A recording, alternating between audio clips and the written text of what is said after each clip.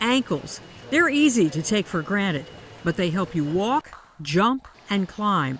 So when they get arthritis, patient gets pain, stiffness, swelling. If medications fail, doctors may recommend surgery, but traditional surgical methods had inconsistent outcomes. In the 90s, a few came out that were quite good, better than what we had had before, but still having failures by 8 to 10 years. So Dr. Schon had a thought. And I said, well, maybe instead of waiting for someone to design something better, I should start to do it. He installed the first Zimmer Biomet trabecular metal total ankle replacement 13 years ago. That patient actually still has his ankle in and is doing well. And all the 130 Zimmer patients analyzed in a recent clinical study still have implants intact 5 to 10 years after surgery. His technique has surgeons enter from the side of the ankle instead of the front, like in traditional methods,